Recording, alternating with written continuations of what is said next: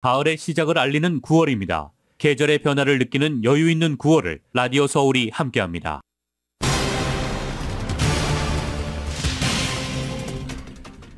LA시정부의 저소득층 긴급 세입자 렌트비 지원 프로그램 신청 접수가 시작된 가운데 신청을 돕는 한인단체들의 관련 문의가 폭주하고 있습니다. 제21차 세계 한인 비즈니스 대회 개막이 한 달도 남지 않은 가운데 개막 준비가 순조롭게 이어지고 있습니다.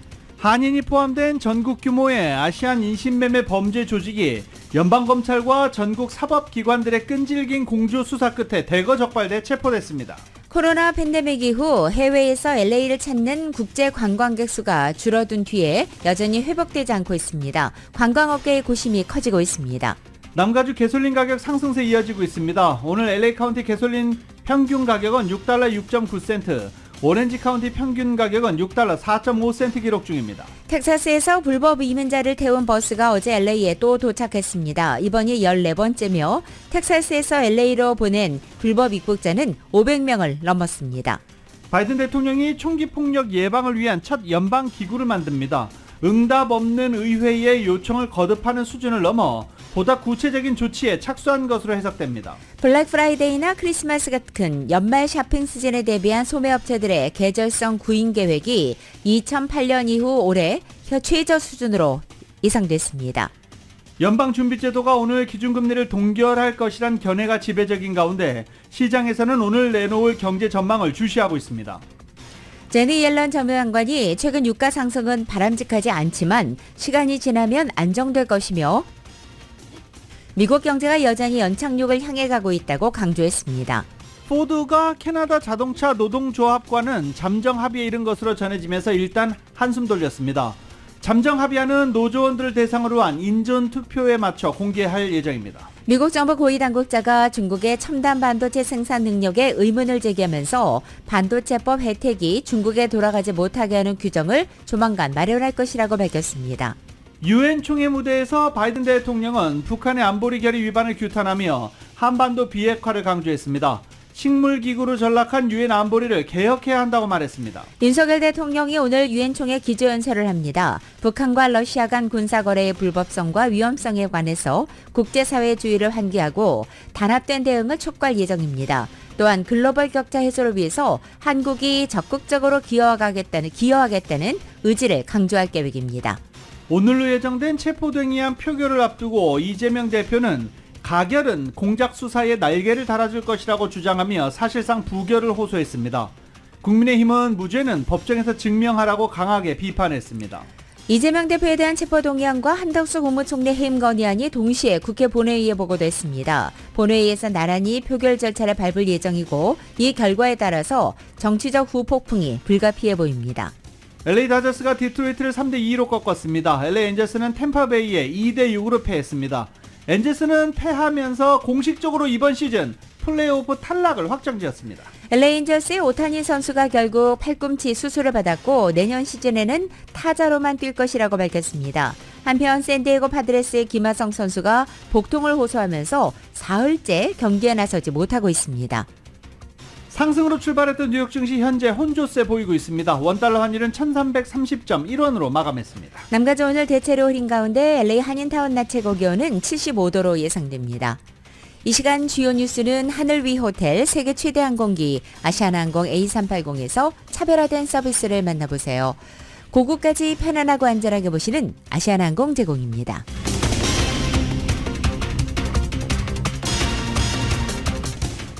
여러분 안녕하십니까? 김윤정입니다. 안녕하십니까? 유지승입니다. 2023년 9월 20일 수요일 라디오 서울 모닝 뉴스 2부입니다. 정말 주유소 가기 겁나는 시제 됐습니다. 어제가 제일 쌌고 오늘이 아마 내일보다 더 싼 날이 아닐까요? 오늘이 제일 싸다라는 말이 계속 이어지는 그런 상황입니다. 전국 가솔린 평균 가격은 조금 하락했는데 남가주는 달라요. 네. 남가주 가솔린 가격이 $6를 돌파한 후에도 상승세 이어가고 있습니다. LA 카운티의 가솔린 평균 가격은 어제보다 4.2센트가 오른 오늘 갤런당 $6 6.9센트 기록하고 있습니다. 오렌지 카운티의 가솔린 평균 가격은 오늘 $6 4.5센트 기록하고 있습니다. $6 4.5센트 그리고 $6 6.9센트 이렇게 남가주 가솔린 평균 가격을 전해드리지만 주유소 가면 다르죠. 지금 6달러 50, 6달러 70 뭐 이렇게 받는 데도 많고 7달러 넘은 곳도 있습니다. 네. 저렴한 곳 잘 찾아서 안전운전 잘 하시기 바랍니다. 또 가스를 절약할 수 있는 팁도 있다고 그래요. 남가주 가솔린 가격이 이렇게 6달러를 돌파하자 트리플A 전매자동차협회가 연료를 절약할 수 있는 팁을 공개했습니다. 트리플A는 제한 속도에 맞춰서 주행하고 급가속을 하지 말며 1분 이상 정차한다면 시동을 끄는 것이 좋다고 말했습니다. 또 타이어 공기압을 적절하게 유지하면서 에어컨 사용을 최소화하는 것도 연료 사용을 줄이는 방법 중 하나라고 덧붙였습니다. 또한 차 무게를 줄이기 위해서 차 안에 불필요한 물건을 두지 말 것과 크루즈 컨트롤을 이용해서 일정 속도를 유지할 것, 그리고 오르막길을 오르기 전에는 미리 속도를 낼 것과 프리웨이 주행 시에는 창문을 닫으라고 조언했습니다. 그러면서 자동차 제조사가 프리미엄 연료를 권장하거나 요구하지 않는다면 레귤러 가솔린을 주유해도 된다고 설명하기도 했습니다. 또한 주유 캡을 확실히 닫지 않으면 가솔린이 기화할 수 있기 때문에 잠기는 소리가 3번 들릴 때까지 캡을 꽉 잠그고 누출 방지를 위해서 과도하게 가스탱크를 채우지 말 것도 조언했습니다. 다 알지만 잘 지켜지지 않는 그런 것들입니다. 국제유가 이렇게 한동안 100달러 수준에 머무는 것만으로는 중앙은행들이 기준금리 인상 압박을 받기에 충분치 않다라는 분석 결과도 나왔습니다.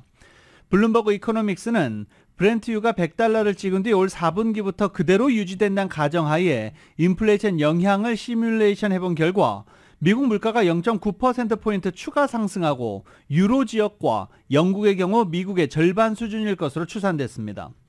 이런 결과는 연준의 정책 전망에 의미 있는 영향을 주지는 않을 것이다 라고 분석했습니다. 제네 옐런 재무장관이 어제 최근 유가 상승이 바람직하지 않지만 시간이 지나면 안정될 것이며 미국 경제는 여전히 연착륙을 향해 가고 있다고 밝혔습니다. 옐런 장관은 어제 MSNBC 방송과 인터뷰에서 유가가 시간이 지남에 따라 안정화되고 하락할 것으로 시장이 예상하고 있고 자신 역시 그렇게 희망하고 또 예상한다고 말했습니다. 이 같은 유가 상승이 부분적으로 사우디아라비아가 원유 생산량 감축을 유지하기로 한 결정과 또 예상보다는 느리지만 중국의 코로나 팬데믹 이후 경제 회복을 반영한 것이라고 분석하기도 했습니다. 또 미국 경제 전망에 대해서는 정말로 연착륙을 위한 좋은 경로를 가고 있다고 평가했습니다. 노동시장이 강하고 인플레이션이 둔화하고 있으며 경제에 많은 모멘텀이 있다고 재차 강조했습니다. 연방준비제도가 오늘 공개시장위원회 이후 발표를 합니다. 금리 인상할 것이냐 말 것이냐 동결될 것이라는 전망이 지배적입니다. 시장에서는 정책 방향에 대한 힌트를 찾기 위해 오늘 연방공개시장위원회 이후 내놓을 경제 전망을 주시하고 있습니다. 연준은 정례 회의를 마친 뒤 기준금리 인상폭을 발표하고 기준금리 전망을 보여주는 도표를 경기 전망과 함께 내놓을 예정입니다. 시장에서는 연준이 이번 달 기준금리를 동결할 것으로 기정사실화하고 있으며 금리 인상 국면은 사실상 끝났다라고 보는 전문가들도 많습니다. 시장에서는 연준이 오늘 분기마다 내놓을 점도표와 경제 전망 요약을 주시하고 있는 상황입니다. 이뿐만 아니라 시장에서는 7월 이후 연준 성명과 비교해 어떠한 문구가 달라질지, 파월 의장이 기자회견에서 어떠한 발언을 할지도 주시하고 있습니다. 일예로 인플레이션 위험에 대해 대단히 주의를 기울이고 있다고 밝혔던 지난달 성명 문장에서 대단히를 생략할 경우 인플레이션에 대한 연준의 우려가 낮아졌다고 해석할 수 있기 때문입니다. 뉴욕타임즈는 연준이 이번 주 회의에서 승리 선언을 할 가능성은 작다면서도 투자자들은 금리 인상 끝이 다가오고 있다는 힌트를 줄지 오늘 주시할 것이다라고 평가하고 있습니다. 연준 부의장을 지냈던 로저 퍼거슨은 연준이 이달 금리를 동결해도 향후 금리 인상 가능성을 열어놓을 것으로 보면서 이제 인상은 끝났다라고 말할 준비는 아직 안 돼 있을 것이다 라고 전망하기도 했습니다. 올해 제78차 유엔 총회 일반 토의가 개막됐습니다. 미국을 비롯한 서방 국가들은 러시아의 우크라이나 침공을 강하게 비판했지만 러시아와 우호 관계에 있는 국가들은 대화를 통한 해결을 촉구했습니다. 한편 낮아지고 있는 유엔의 위상을 반영하듯이 유엔 개혁부터 필요하다는 목소리가 총회 첫날인 어제 잇따랐습니다. KBS의 보도입니다. 유엔 사무총장은 지중해 바로 남쪽인 리비아의 대홍수와 지중해 위에 떠있는 억만장자들의 요트를 비교하며 말을 꺼냈습니다. 그러면서 세계가 맞닥뜨리고 있는 불공평과 불공정, 그리고 전쟁 등 도전에 유엔이 무능력한 모습을 보이고 있다고 지적했습니다. The world has changed. Our institutions have not. We cannot effectively address problems as they are. 바이든 미국 대통령은 좀 더 직접적이었습니다. 유엔에 더 다양한 목소리가 필요하다며 특히 안전보장이사회에서 상임이사국과 비상임이사국을 늘려야 한다고 주장했습니다. We need to be able to break the gridlock that too often stymies progress and blocks consensus on the Council. 전쟁 이후 처음으로 유엔을 찾은 젤렌스키 우크라이나 대통령도 러시아의 침공을 그대로 두면 유엔 총회장은 비어갈 것이라고 목소리를 높였습니다. 하지만 미국 주도의 국제관계와 유엔의 편향적인 움직임을 비판하는 주장도 나왔습니다. 브라질은 유엔 헌장을 따르지 않은 채 이루어지고 있는 쿠바에 대한 제재를 반대한다고 했고, 요르단은 팔레스타인 문제를 거론하며 국제적인 정의를 믿을 수 없다고 비판했습니다. 유엔의 떨어진 위상을 반영하듯 안보리 상임이사국 5개 나라 가운데 미국을 제외한 4개 나라 정상이 이번 총회에 참석하지 않았습니다. 개혁 목소리는 높지만 그 논의가 본격적으로 시작되기도 쉽지 않아 보입니다. 뉴욕에서 KBS 뉴스 박일중입니다. 윤석열 대통령이 오늘 유엔 총회 기조연설을 통해 북한과 러시아 간의 군사거래 불법성과 위험성에 관한 국제사회 주의를 환기하고 단합된 대응을 촉구한다 라고 청와대 대통령실은 밝혔습니다. 청와대가 아니죠. 대통령실은 밝혔습니다. 윤 대통령은 오늘 연설에서 국제사회의 도전 과제 중 하나인 글로벌 격차 해소를 위해 한국이 적극적으로 기여하겠다는 의지도 강조할 계획이라고 합니다. 여기에는 코로나 팬데믹에다가 우크라이나 전쟁이 겹친 여파로 경제적 위축, 식량 에너지 위기가 중첩되는 복합 위기 속에서 국가 간 격차가 확대되고 있다는 진단이 깔려 있습니다. 윤 대통령은 현 글로벌 격차를 개발 격차, 기후 격차, 디지털 격차 등 3가지로 나누어 분야별 격차 완화를 위한 지원 방안도 제시할 예정입니다. 연설 말미에는 2020 세계 박람회 개최 후보지로서 부산이 가진 여러 장점을 부각하고 부산 엑스포가 세계 시민이 공동의 위기를 극복하면서 자유를 확장하는 연대 플랫폼이자 미래 비전을 공유하는 축제 공간이 될 것이다 라고 홍보할 예정입니다.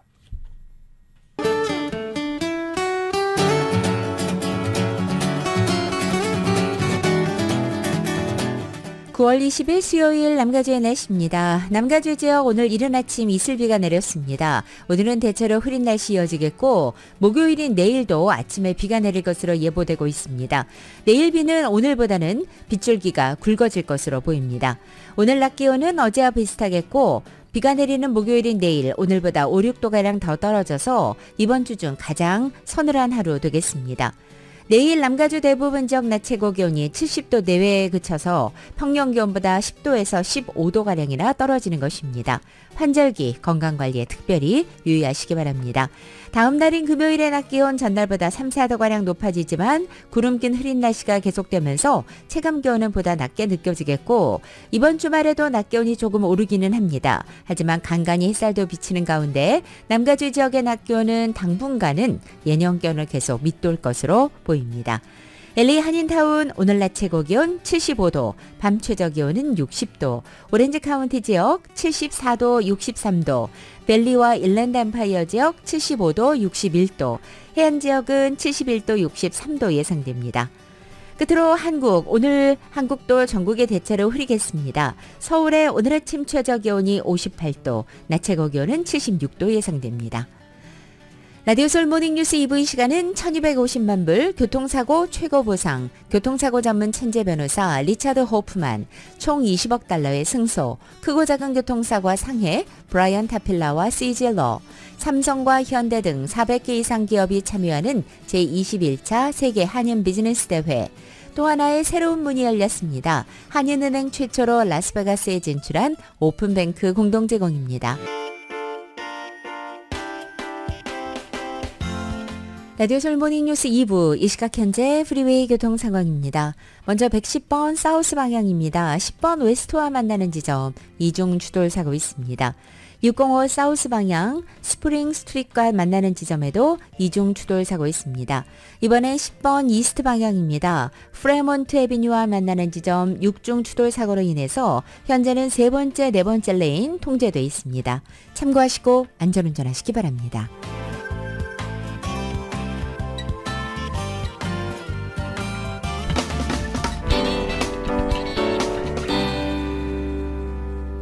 라디오솔 모닝뉴스 함께하고 계십니다. 저희가 이 소식을 전해드려야 되는지 말아야 되는지 고민도 많이 했습니다. 괜히 막 옹호하는 것 같고 잘 해결될 거 오히려 사건을 더 크게 만드는 건 확대시키는 건 아닌가 걱정도 되고 그랬었기 때문입니다. 그런데 좀 시간이 오래 지나면서 많은 분들이 궁금해하셔서 제가 정리 좀 한번 해드려야 할 것 같습니다. 한국 3개 지상파 방송 컨텐츠의 북미주 독점 공급권을 갖고 있는 한 민간 업체가 불법 사이트 영업을 사실상 방치한 채 10,000명이 넘는 가입자를 확보하고 있는 한국 TV와 계약하지 않아서 현재 논란이 되고 있습니다.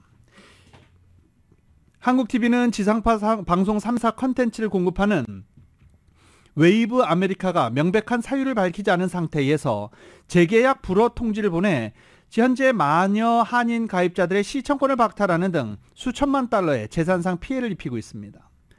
웨이브 아메리카는 방송 3사 북미주 라이선싱 대행 목적으로 지난 2016년에 설립된 KCP를 2022년에 인수한 컨텐츠 웨이브 미국 현지 법인입니다.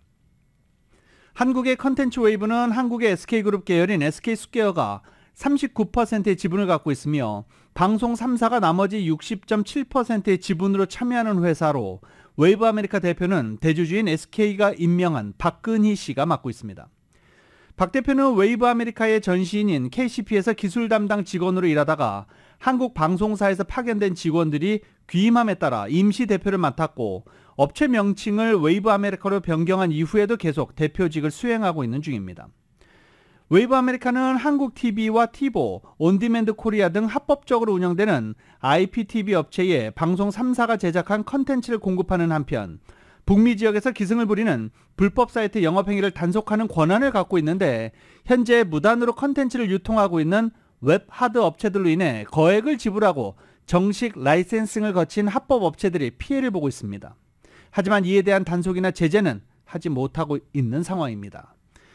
이들 웹하드 업체들이 북미주 지역에서 지상파 방송 3사 컨텐츠를 사용하기 위해서는 반드시 웨이브 아메리카를 통해야 하는 점을 고려할 때 웨이브 측이 이들 업체를 눈감아주고 있거나 컨텐츠를 불법 판매하고 있는 것 아니냐라는 의문까지 제기되고 있는 상황입니다.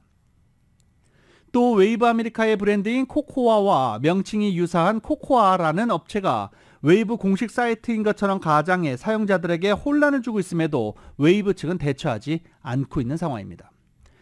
이처럼 불법적으로 한국 컨텐츠를 상영하는 사이트에 대해서는 사실상 손을 놓고 있는 웨이브가 북미 지역 유일한 방송 3사 공급업체라는 독점적 지위를 악용해 정식 계약을 맺은 합법업체에 대해서는 계약을 일방적으로 취소하는 행패를 부리고 있는 것입니다. 때문에 현재 한국TV 가입자들이 방송을 보지 못하는 상황이 벌어진 것입니다. 한국TV 측은 방송 3사가 저작권 이슈를 강화하면서 웨이브를 통해 공급받는 프로그램 수량이 처음에는 3분의 1 수준으로 떨어졌지만 컨텐츠 보강에 대한 대책은 없었고 일방적으로 오래된 프로그램들로 대체했다라고 한국TV 측은 밝히고 있습니다. 또 한국TV는 코코아TV나 웹하드 업체 등 불법 사업자를 단속해달라는 공문을 웨이브 측에 여러 차례 보냈음에도 웨이브는 아무런 조치를 하지 않았으며 오히려 파트너 관계를 훼손시켰다는 억지 이유로 일방적 계약 해지라는 횡포를 부렸다는 겁니다. 한국TV 측은 웨이브 아메리카의 재계약 불허로 자사가 입게 되는 재정적 손실이 플랫폼 투자비와 계약 취소에 따른 예상 손실을 합쳐 2천만 달러에 달한다고 밝히고 있습니다. 한국TV 측은 웨이브 측에서 일방적으로 계약 해지를 통보해와서 이에 대한 성명을 듣기 위해 여러 차례 접촉을 시도했지만 아무 이유 없이 대응을 거부하고 있다며 이해할 수 없는 갑질 행태라고 성토했습니다. 박근희 웨이브 아메리카 대표의 설명을 듣기 위해 여러 차례 전화를 했지만 역시 통화도 되지 않고 있다라고 설명하고 있습니다. 한인이 포함된 전국 규모의 아시안 인신매매 범죄 조직이 연방검찰과 전국 사법기관들의 끈질긴 공조사 끝에 대거 적발돼 체포됐습니다. 중국계가 주동이 된 이들은 여성을 유인해서 성매매에 가담시켰고 도주를 차단하기 위해 여권을 빼앗았으며 잔인하게 폭행을 하는 등 악행을 일삼았습니다. 특히 여기에 가담한 50대 한인의 경우에는 인신매매 피해자들을 협박하고 폭행하는 행동대장 역할을 하다가 기소된 것입니다. 연방검찰 뉴욕 동부지검에 따르면 53살의 한인 자니 김 씨를 포함한 인신매매와 매춘 조직 가담자 모두 10명을 적발해 기소했다고 밝혔습니다. 이 중 한인 김 씨와 중국계 공범 2명은 매춘과 협박, 폭행의 혐의로 체포돼 기소됐습니다. 검찰에 따르면 10명의 피고인들은 2019년 4월부터 2021년 9월 사이 미 전역에서 성매매 조직을 결성해 운영했고 이들은 사기 또는 강압을 통해 여성들을 유인해서 성매매에 가담하게 만들었으며 여성들에게 폭언과 폭력을 행사한 것으로 드러났습니다. 한편 연방수사국 FBI의 뉴욕 아시안 범죄조직 대처의 태스크포스는 이번에 체포된 조직이 미 전역에서 훨씬 더 많은 여성들을 대상으로 범죄를 저질렀을 가능성이 있다고 보며 현재 피해자나 목격자의 제보를 부탁하고 있습니다. LA시 정부의 저소득층 긴급 세입자 렌트비 지원 프로그램 신청 접수가 어제부터 시작됐습니다. 신청을 돕는 한인단체들의 관련 문의 폭주하고 있습니다. 그동안 많은 한인분들도 필요했던 거죠. 프로그램 LA 한인회가 현재 무료 신청 대행에 나선 가운데 또 다른 한인 비영리 단체 K-타운 액션도 무료 신청 대행 서비스를 제공합니다. 이 프로그램의 신청 접수는 어제부터 시작됐고 10월 2일까지 주택국 웹사이트 온라인으로 24시간 가능합니다. 또 전화로도 가능합니다. 전화번호는 1888-379-3150, 1888-379-3150번, 그리고 인터넷 웹사이트는 housing.lact.org, housing.lact.org를 통해서 신청할 수 있습니다. 한인회에서는 오늘부터 3일 동안 22일까지 오전 10시부터 오후 3시까지 이 프로그램에 대한 신청 대행 서비스를 무료 제공합니다. 해당 기간에 매일 최소 20명의 예약이 잡혀있는 상태이며 신청 대행 서비스를 제공하는 사실을 알린 지난 주말부터 문의 전화가 끊이지 않고 있다라고 합니다. 또 시청에 참고할 수 있는 여러 가지 동영상 등을 제작해 유튜브 채널, 한인회 유튜브 채널에 업로드해놨다고도 밝히기도 했습니다. K-타운 액션도 10월 2일까지 무료 신청 대행 서비스를 제공한다라고 밝혔습니다.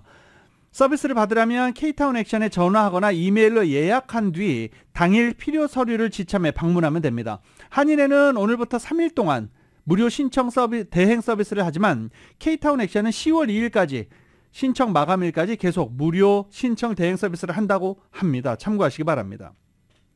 K-타운 액션 전화번호는요.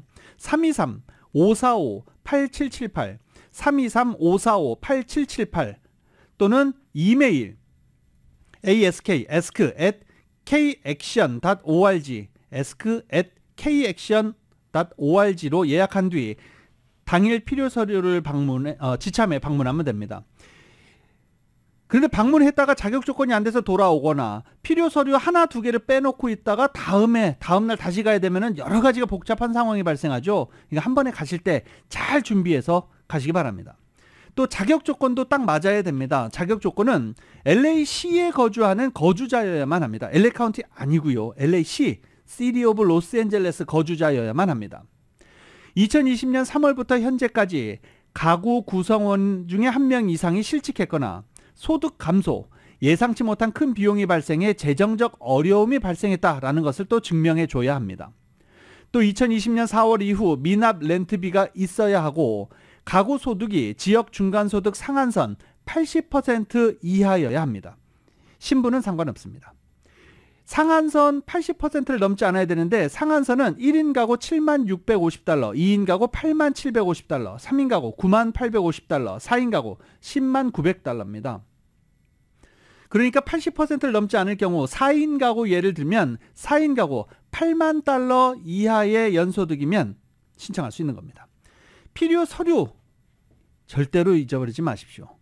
아이고 내가 이걸 깜빡하고 안 갖고 왔네. 그럼 그 다음날 바로 가서 다시 신청을 받기 어렵잖아요. 예약이 꽉 차 있으니까. 그러니까 한 번에 갈 때 잘 준비해서 가시기 바랍니다. 필요 서류는 사진이 들어가 있는 신분증 아이디입니다. 이메일 주소, 그리고 아파트 혹은 주택 리스 계약서, 체납 렌트비 내역서, 소득증명서류. 이 소득증명서류는 세금보고 서류나 소득명세서 등이 필요합니다. 실직, 소득감소, 예상치 못한 사건으로 재정적 어려움을 겪고 있다는 것을 증명할 수 있는 서류 반드시 필요합니다. 그리고 임대주, 건물주의 연락처 등이 필요합니다. 코로나 팬데믹으로 인한 학자금 대출 상환 유예 조치가 이달 말로 끝나면서 연방정부 학자금 상환이 다음 달 1일부터 시작됩니다. 일부 대출자들의 경우 새로운 상환 방식에 따라서 매달 내는 상환금이 이전보다 줄어든 혜택을 보고 있습니다. 한 한인은 다음 달부터 페어런스 플러츠론을 상환해야 하기에 웹사이트를 통해 금액을 확인했더니 어찌된 영문인지 상환금이 거의 3분의 1 수준으로 줄었다고 말했습니다. 상환 금액이 클 경우에는 대학교를 졸업하고 직장 생활을 하는 딸에게 도움을 요청하려고 했지만 그 정도가 안 돼 안도가 됐다고 말한 것입니다. 연방학자금 상환 계획은 현재 웹사이트를 통해 자세하게 확인할 수 있습니다. 연방교육부는 학자금 웹사이트를 통해서 첫 학자금 상환은 10월부터이고 매달 갚아야 하는 금액은 상환 계획에 따라 달라진다면서 어떤 계획을 선택하지 않으면 일반 계획에 등록돼서 상환 금액이 결정되고 또 조치를 취하면 소득과 가구 수에 의해서 선택할 수 있다고 밝혔습니다. 바이든 행정부는 당초 추진했던 학자금 대출 탕감 정책이 불발되자 지난 6월 30일 새로운 소득 기반의 상환 프로그램인 세이브를 확정해 발표했습니다. 텍사스에서 오는 버스 벌써 14대째 어제 LA에 도착했습니다. 지난 6월 중순부터 텍사스주에서 불법 이민자를 태워 LA에 보내온 버스 어제 14번째 버스가 유니언 스테이션에 도착했습니다. LA시 관계자들과 옹호단체 등에 따르면 어제 오전 9시경 다운타운 유니언역에 도착했다라고 밝히기도 했습니다. 이번에는 약 40명의 망명 신청자들, 불법 입국자, 불법 이민자, 표현할 수 있는 말은 너무 많죠. 어제는 한 40명 정도가 타고 있었다고 합니다. 그래서 14대째 텍사스에서 LA에 도착한 버스에는 지금까지 총 580여 명이 LA에 도착한 상태입니다. 제21차 세계 한인 비즈니스 대회 개막이 한 달 남지 않은 가운데 대회 준비가 순조롭게 이루어지고 있습니다.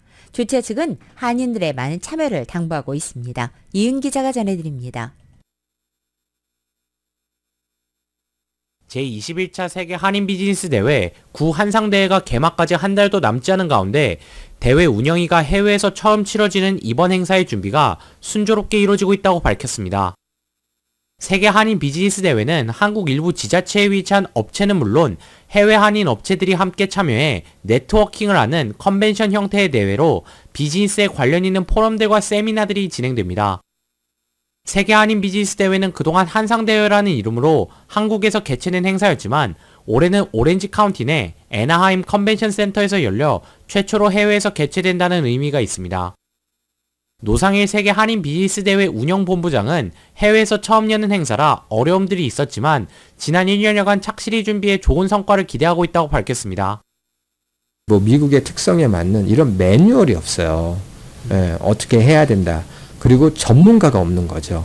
이 대회를 어떻게 해본 경험한 사람들도 없고. 올해의 경우 한국 전역의 비즈니스들은 물론이며 삼성과 현대 같은 유명한 대기업들 또한 참여해 500에서 600여 개의 비즈니스들이 참여하는 규모가 2~3배가량 커졌다고 덧붙였습니다. 한국의 비즈니스뿐만 아니라 미주 한인 비즈니스들과 해외 기업들 그리고 가주정부의 도움을 통해 다양한 정부기관들까지 참여해 단순한 비즈니스들 간의 교류에서 그치는 것이 아닌 한인 기업들의 미주 진출까지 이어질 것이라고 기대했습니다. 캘리포니아 주정부가 지원을 해서 중소기업청, 그 다음에 연방상무부, 그 다음에 수출입은행, 그 다음에 특허청, 여러 또 기관들이 나와서 또한 K-팝 유행으로 인해 K-뷰티, 패션, 푸드 등의 다양한 산업들이 미주에서 인기를 끄는 만큼 관련 사업을 진행하는 비즈니스 또한 참여해 미주의 K-뷰티를 비롯해 K-팝 관련 굿즈들을 제작하고 판매하는 기업들을 소개할 것이라고 덧붙였습니다. 세계 한인 비즈니스 대회 운영위 측은 올해를 시작으로 앞으로 2년에 한 번씩 대회를 개최할 예정이라며 미주에서 개최하는 이번 한상대회에 많은 한인들의 참석을 독려했습니다. wkbc.us 가시면 무료로 등록하실 수 있는 그 공간이 있습니다. 그래서 지금 올해 요번 달 말까지 하시면은 면제가 됩니다. 그 50불이. 다음 달 10월 11일에 개막하는 제21차 세계 한인 비즈니스 대회는 11일 비즈니스 정치관 개막 시 다양한 만찬을 시작으로 12일에는 에너지, 벤처 캐피탈 포럼 등을 진행해 스타트업 비즈니스들이 피치 네트워킹을 진행합니다. 13일에는 AI를 비롯한 첨단 기술 산업의 포럼과 스타트업 피칭 경연대회를 진행하고 마지막인 14일 다양한 문화 공연을 준비한 후 폐회하는 일정으로 진행됩니다. 라디오 서울 뉴스 이은입니다. 다음 소식입니다. 이 로얄비스타 골프장 얘기입니다. 여기 가시는 분들 상당히 많으시죠? 로얄비스타 또 한인분도 굉장히 많아요. 이렇게 골프 치다 보면 한 절반 이상은 한인분들이 아닐까라는 생각도 듭니다. 한인 골퍼들도 많이 찾는 로렌하이츠 소재 로얄비스타 골프장 주택단지로 개발하려는 움직임이 추진되고 있습니다. 로렌하이츠 커뮤니티 조정위원회가 주민회의를 열고 주택단지 개발과 관련된 진행 상황을 설명하고 주민들의 의견을 청취했습니다. 로렌하이츠 골프장 부지 동쪽편의 기존 주택과 분리된 3개 공원, 2마일 길이의 산책로, 288채 주택과 72채의 타운홈을 건설하는 내용을 골자로 한 개발 프로젝트를 설명한 것입니다. 이 같은 주택단지 건설 프로젝트가 추진되는 것은 2015년 이후 두 번째입니다. 당시에도 인구 과밀과 교통체증 등을 우려한 주민들의 강력한 반대로 무산된 바 있는데 다시 재추진되는 것입니다. 근데 아직 역시 결정된 건 아닙니다. 현재 골프장을 운영하고 있는 관계자는 주택단지 개발과 관련된 구체적인 계획은 아직 확정되지 않았고 다시 재추진하고 있는 것일 뿐이다 라면서 골프장은 정상적으로 운영된다라고 밝혔습니다. 최근 한인사회에서도 소송이 끊이지 않는 미국 장애인법 ADA와 관련해서 LA 총경사관이 오늘 웨비나를 개최합니다. 아시안-아메리칸 정의진흥협회와 한미연합회 그리고 남가자 한인변호사협회와 공동으로 한인 커뮤니티를 위한 웨비나를 매달 개최하는 가운데 이달에는 스몰 비즈니스를 위한 ADA에 관해 설명회를 준비한 것입니다. 오늘 설명회에서는 LA 법률보조재단의 변호사가 참석해 ADA 개요를 비롯해 적정한 편의 제공과 고객과의 소통, 또 보조동물과 휠체어, 기타 이동수단, 세액공제와 소득공제, 그리고 웹 접근성 등에 대해서 강의할 것으로 보입니다. 오늘 정오부터 시작되는 웨비나는 1시간 동안 영어로 진행되고 순차 통역도 제공됩니다. 라디오 서울 모닝뉴스 함께하고 계십니다.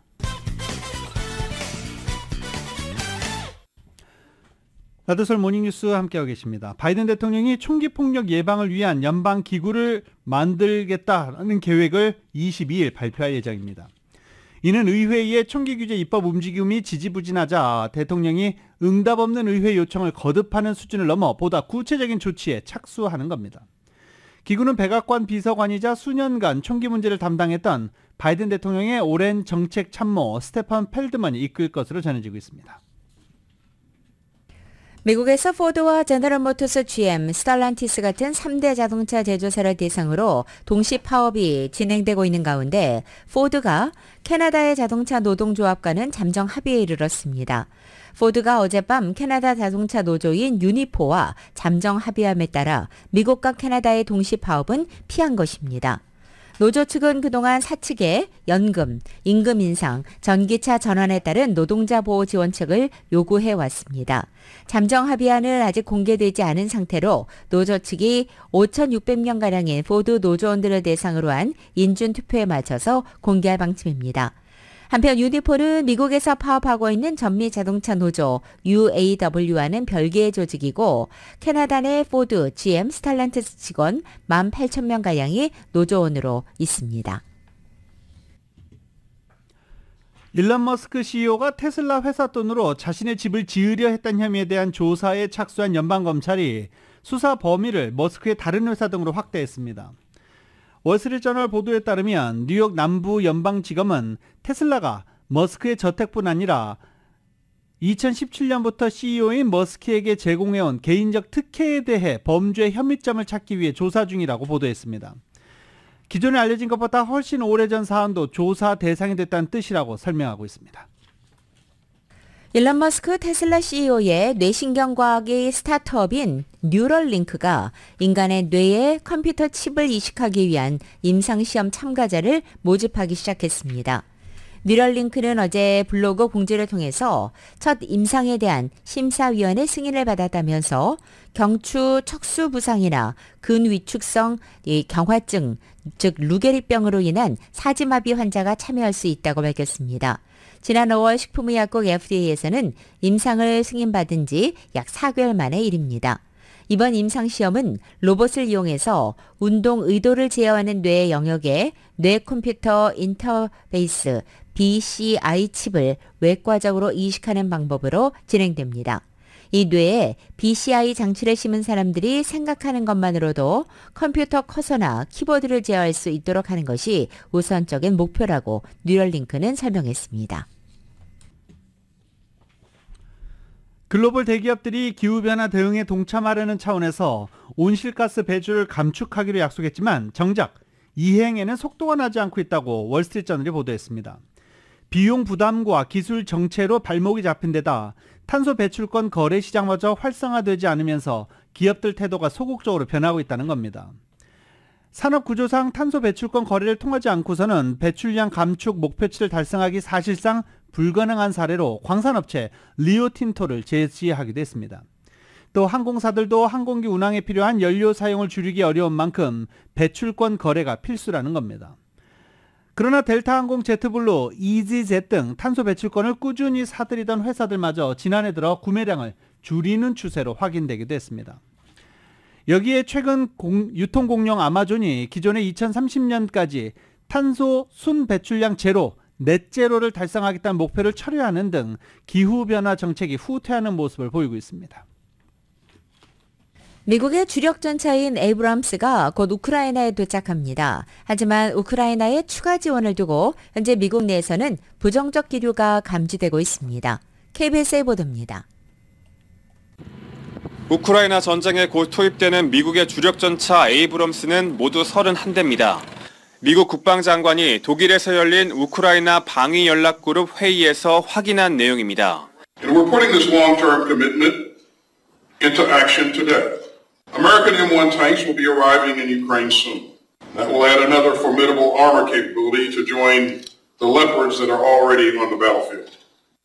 미국은 고심 끝에 지난 1월 에이브럼스 전차 지원을 약속했고 우크라이나 군인들 훈련도 최근 끝마쳤습니다. 에이브럼스 전차에는 열화 우라늄탄이 장착됩니다. 전차 철판을 뚫을 정도로 강력한 위력을 가진 무기지만 폭발할 때 나오는 독성 물질로 인해 인체와 환경 유해성 논란도 따라다닙니다. 우크라이나에 대한 추가 군사 지원을 놓고 미국 정계에선 불협화음도 감지됩니다. 바이든 행정부는 지난달 의회에 우크라이나 무기 지원과 재건 비용이 포함된 240억 달러 규모의 긴급 지출 처리를 요청했습니다. 하지만 하원을 장악한 공화당은 대규모 추가 지원에 부정적인 입장을 밝히고 있습니다. Is Zelensky elected to Congress? Is he our president? I don't think I have to commit anything. I want accountability for whatever the hard-working taxpayers spend their money on. 젤렌스키 대통령은 내일 워싱턴을 방문합니다. 바이든 대통령은 물론 상하원 의원들을 잇따라 만나 우크라이나 추가 지원 필요성을 설득할 예정입니다. 베를린에서 KBS 뉴스 유호윤입니다.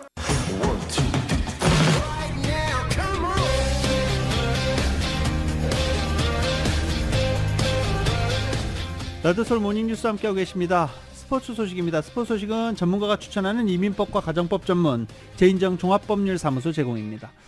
LA 다저스, 좀 그만 이겨도 되는데 자꾸 이기네요. 네. 다저스 경기 맨날 이겨서 재미없다라고 하시는 분들도 계십니다. 다저스 어제 디트로이트와의 경기에서 3대2로 승리를 거뒀습니다.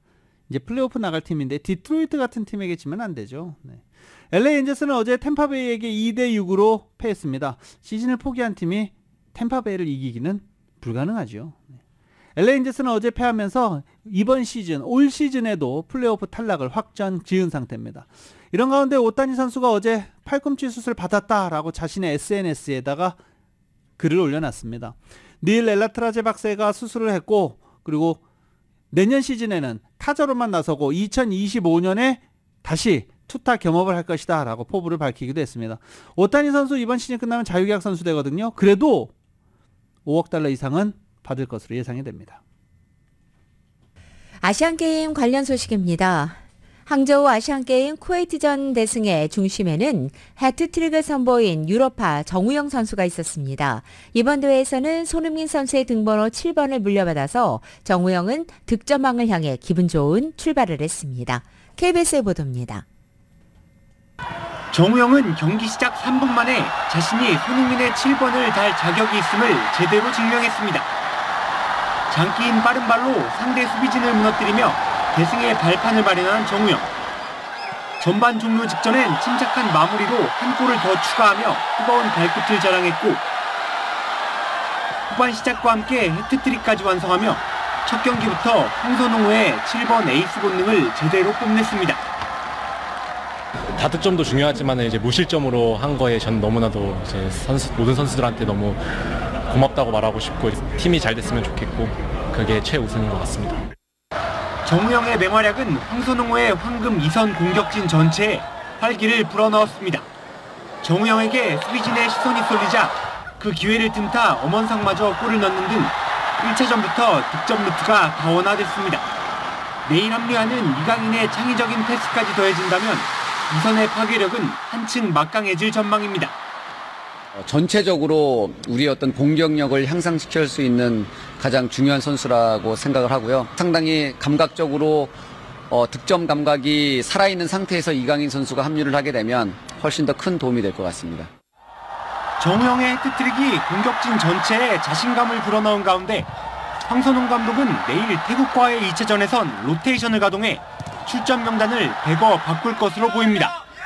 KBS 뉴스 이준입니다. 황선홍 감독은 지금 이강인 선수 레타에 기다리고 있죠. 근데 뭐 쿠웨이트전에서 봤듯이 이강인 선수 없어도 잘 하던데요. 뭐 그래도 이제 또 위로 올라가면 상황은 달라집니다. 이강인 선수는 대표팀 합류를 앞두고 어제 유럽 챔피언스 리그에 출전을 했습니다. 짧은 시간 출전을 했는데 조금 아쉽죠. 파리 생제르맹에서 좀 열심히 뛰는 오랜 기간 선발 출전하는 이강인 선수 보고 싶은데 그러려면 일단 건강을 먼저 회복해야 되겠죠. 아무튼 어제 짧은 출전을 했지만 기대를 갖기에는 충분한 시간이었습니다. KBS입니다.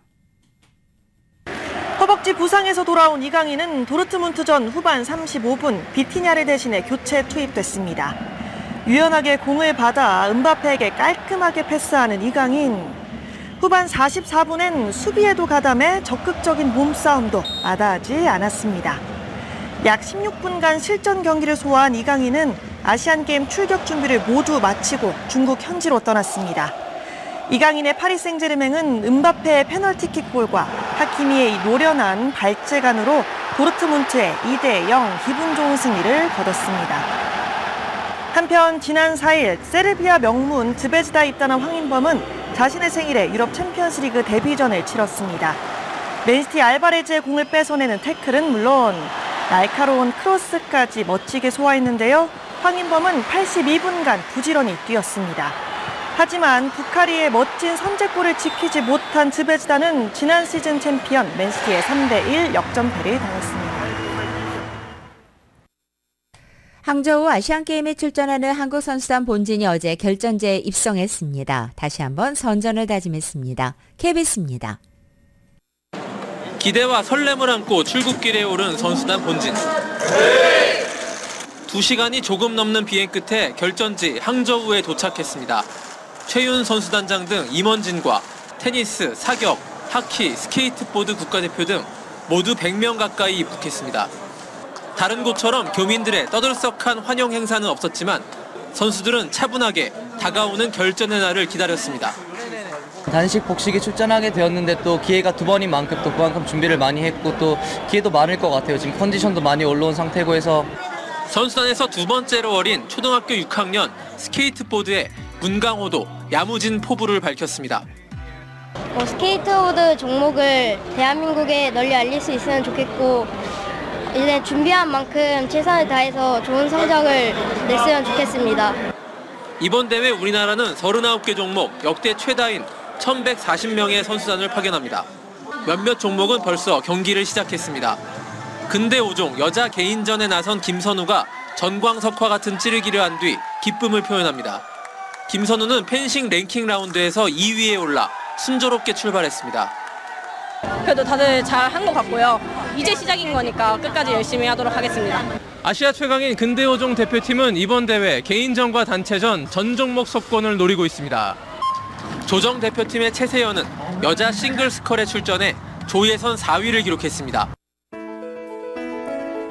2023년 9월 20일 수요일에 전해드린 라디오설 모닝뉴스 여기서 마치겠습니다. 지금까지 진행의 유지승, 김윤정이었습니다. 모닝뉴스 2부 이 시간은 1250만 불 교통사고 최고 보상, 교통사고 전문 천재 변호사 리차드 호프만, 총 20억 달러의 승소, 크고 작은 교통사고와 상해 브라이언 타필라와 시질러, 삼성과 현대 등 400개 이상의 기업이 참여하는 제21차 세계 한인 비즈니스 대회, 또 하나의 새로운 문이 열렸습니다. 한인은행 최초로 라스베가스에 진출한 오픈뱅크 공동 제공이었습니다.